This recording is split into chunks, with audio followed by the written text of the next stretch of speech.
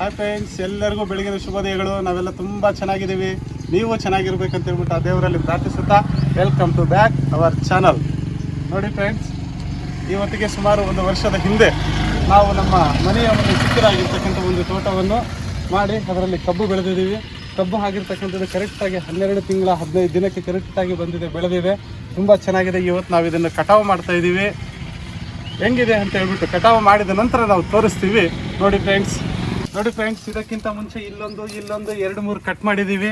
ನೋಡಿ, ಇಲ್ಲೊಂದು ಮತ್ತು ಇಲ್ಲೊಂದು 2-3 ಕಬ್ಬುಗಳನ್ನು ಕಟ್ ಮಾಡಿದ್ದೀವಿ.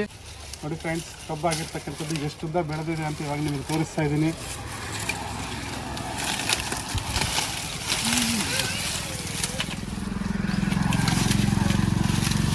ನೋಡಿ ಫ್ರೆಂಡ್ಸ್, ಇವತ್ತು ಸಂಡೇ, ಇದನ್ನು ಕಟ್ ಮಾಡಿ ನೆಕ್ಸ್ಟ್ ನಾಳಿದ್ದು ಶಿವರಾತ್ರಿ ಹಬ್ಬ. ಆ ಶಿವರಾತ್ರಿ ಹಬ್ಬದಿಂದ ಈ 2 ಕಬ್ಬುಗಳನ್ನು ಕಟ್ ಮಾಡ್ತೀವಿ. ನೋಡಿ ಫ್ರೆಂಡ್ಸ್, ಇವತ್ತು ಇದನ್ನು ಕಟ್ ಮಾಡ್ತಾ ಇದ್ದೀವಿ. ನೋಡಿ ಫ್ರೆಂಡ್ಸ್,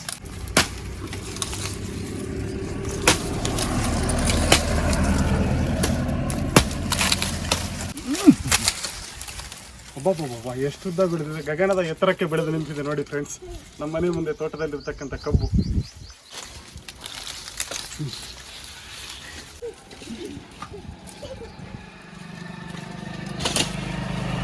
ನೋಡಿ ಫ್ರೆಂಡ್ಸ್, ಇವಾಗ ಕಬ್ಬಾಯಿತು.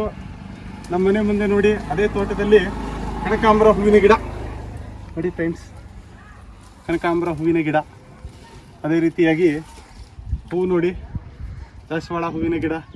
ಕನಕಾಂಬರಿ ಅಂದರೆ ನಮಗೆ ಜನಮದ ಜೋಡಿ ನೆನಪು ಬರುತ್ತೆ, ಶಿವರಾಜ್ ಕುಮಾರ್ದು ಅಂತ ಹೂವುಗಳನ್ನು ನಾವು ಬೆಳೆಸಿದ್ದೀವಿ. ಅದೇ ರೀತಿಯಾಗಿ ಹೂವಾಗಿರ್ತಕ್ಕಂಥದ್ದು ದಾಸವಾಳ ಗಿಡ ಇದೆ. ತದನಂತರ PM ನರೇಂದ್ರ ಮೋದಿಯವರ ಜೀವ ಜಲೋತ್ಸವ ಮನೆ ಭೇಟಿ, ಇದು ಗಂಗೆಯ ಕಾರ್ಯಕ್ರಮ ಆಗಿರ್ತಕ್ಕಂಥದ್ದು ಹಮ್ಮಿಕೊಂಡಿರುವ ನಲ್ಲಿ ನೀರು ಸಹ ಇಲ್ಲೇ ಇದೆ.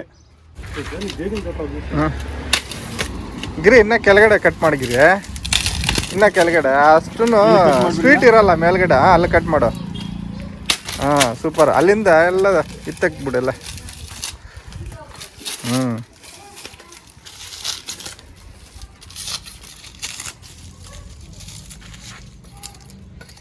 ನೋಡಿ ಫ್ರೆಂಡ್ಸ್, ಈಗ ತಾನೇ ತೋಟದಿಂದ ಹೊಡ್ಕೊಂಡು ಬಂದಿರತಕ್ಕಂಥ ಈ ಕಬ್ಬನ್ನು ಈಗ ಕ್ಲೀನ್ ಮಾಡ್ತಾ ಇದ್ದೀವಿ.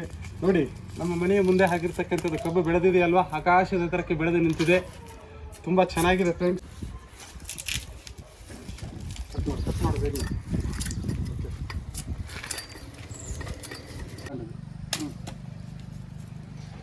ಹಾಂ,